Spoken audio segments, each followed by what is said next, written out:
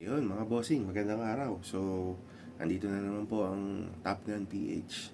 So, ina-assume ko po na doon sa mga nakapanood po ng previous videos natin, meron po tayong video na paano ba pumili ng inyong first gun, paano kumuha ng, syempre, kung magkakaroon ka ng gusto mo ng baril, kailangan nyo po ng LTAP.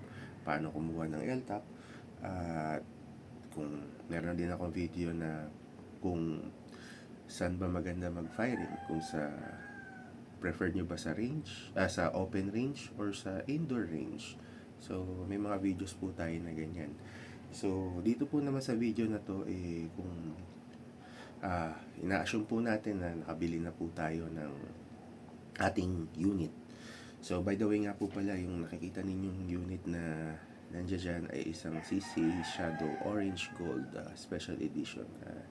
Yan po ay isang competition firearm from CC.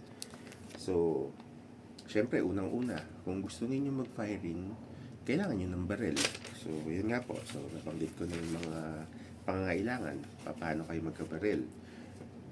So, tapos po, kailangan nyo po ng tactical belt. Ano ba yung tactical belt? Ito yung belt, yung ang dami pong klaseng tactical belt. So, pili na lang kayo. So, kailangan nyo po ng holster. Kailangan nyo po ng magazine pouch. So, syempre, kailangan nyo yan.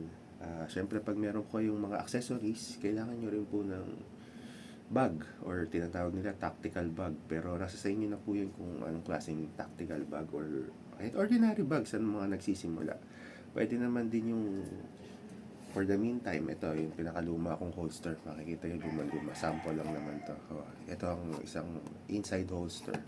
So, para kung wala pang budget, at least ganito na muna yung gamitin ninyo para sa mga nagsisimula. So, kailangan nyo rin po ng earmuffs.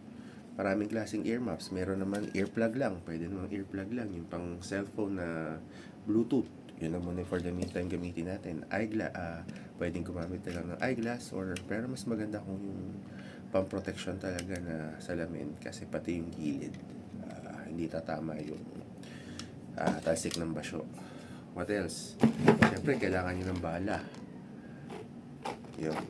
So, pag may bala kayo, hindi yan pwedeng lagi na lang bago yung gagamitin natin na bala pang firing.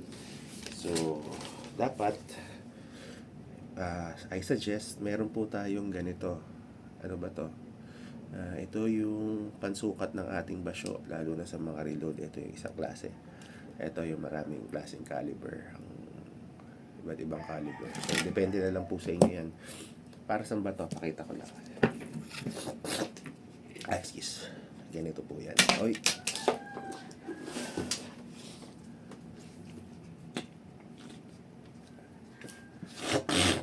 Ayan. So, papasok ninyo yung bala.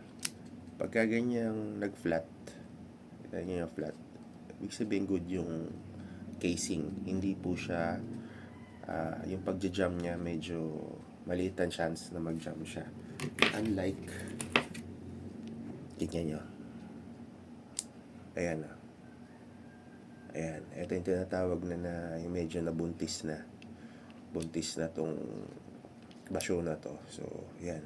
Ito yung, kaya napapansin nyo, pag reload minsan nagja-jam kasi yan yung, so kailangan nyo ng ganito talaga.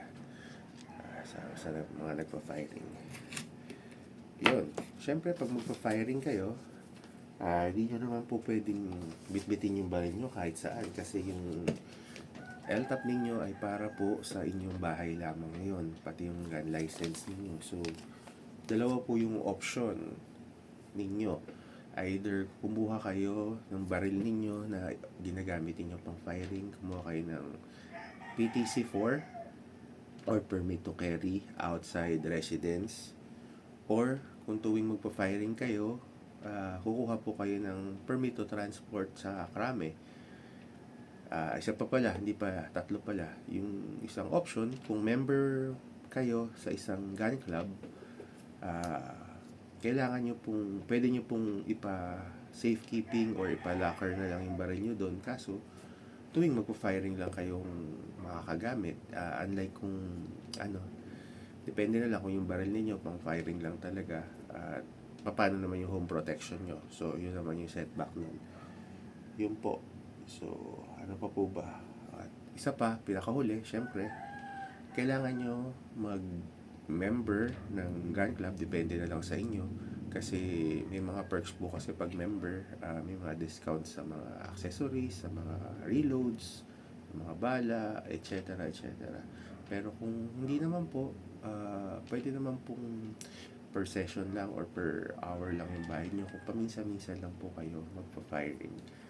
So, kung meron po akong hindi na-tackle or kung meron kayong tanong sa mga basic accessories na kailangan para sa pagpa-firing ay mag-comment lang po kayo. So, ito po. Yun, maraming salamat po sa inyong panonood at sana ay may natutunan po kayo. So, Top Gun PH po.